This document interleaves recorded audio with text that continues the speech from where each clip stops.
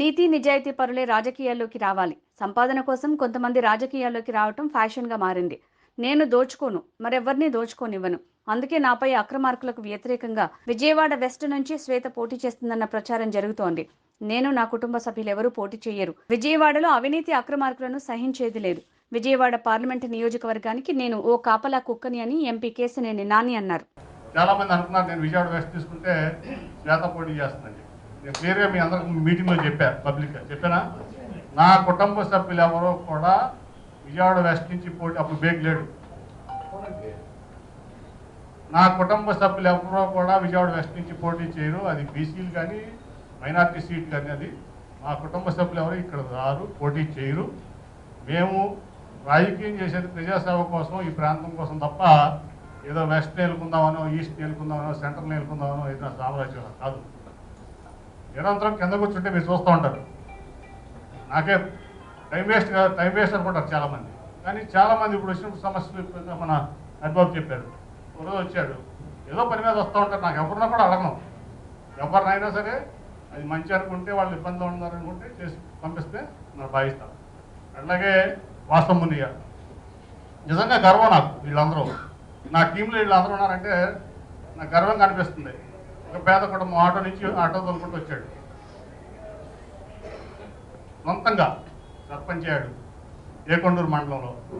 అట్లాగే జెడ్పీటీసీ అయ్యాడు, ఎంపీపీ అయ్యాడు. మరి ఇవాళకి అదే పేదరికంలో ఉన్నాడు. అది నిజాయితీ అంటే, ప్రజాసేవ అంటే. సో ఇటువంటి వ్యక్తులు నిజంగా అయితే ఒక ఎమ్మెల్యే కాదంటే వ్యక్తి తిరుగురికి అంత నిజాయితీ ఉంది, అంత పబ్లిక్ సర్వీస్ ఉంది.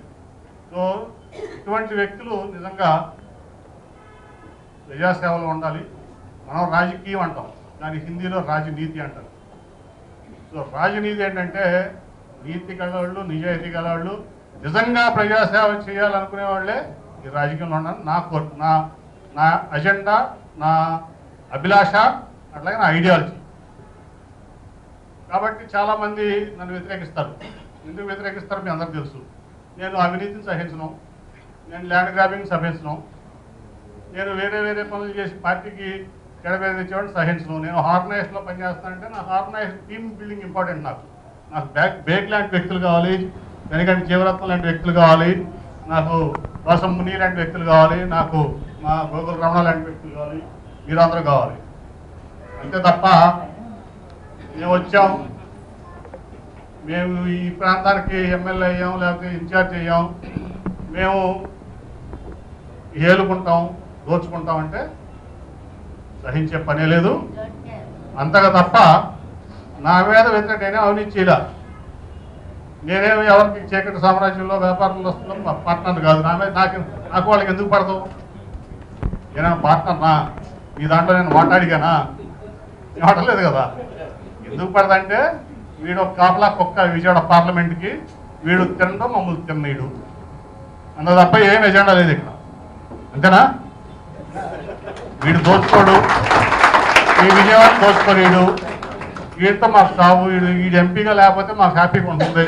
వీడు అసలు ఈ తెలుగుదేశం పార్టీ నుంచి పోతే మేము చక్కగా ఈ పార్టీని, ఈ బెదవాడిని ఇక్కడ జగ్గేవాడి నుంచి విజయవాడ ఈస్ట్ వరకు, అటు తిరువురు వరకు దోస్తూ తినొచ్చు అనేదే ఎజెండా. అందుకని నేను ఎజెండా ఉందా నా మీద వ్యతిరేకిస్తాను ఎవరన్నా మీడియాలో కూడా చెప్పొచ్చు. నా మీద వేరే ఎజెండా ఉంటుందా? నేను మీ దాంట్లో మాట్లాడిగానా? నేను బిజినెస్ పార్ట్నర్నా? అది ఏంటి? నేను ఈస్ట్లో వచ్చి వెళ్తున్నానా, సెంట్రల్లో వచ్చి వెళ్ళి పెడుతున్నానా, వెస్ట్లో వచ్చి వెళ్ళి పెడుతున్నానా? పెట్టలేదు కదా. ఏంటంటే వీడు కాపులో కుక్కాలి విజయవాడకి. వీడుండగా ఏ పార్టీకైనా, మా పార్టీ అనే కాదు, వైసీపీ అనే కాదు, ఎవడో కాదు, అవినీతి పనుల్ని సహించే పనే లేదు విజయవాడలో. నేను అంతగా వస్తూ ఎవడు ఎన్ని చేసినా కానీ దానికి సమర్థంగా ఎదుర్కోవడానికి ఇంతమంది నిజాయితీ పనులు ఉన్నారు. ఇక్కడ ఇబ్బంది ఏం లేదు.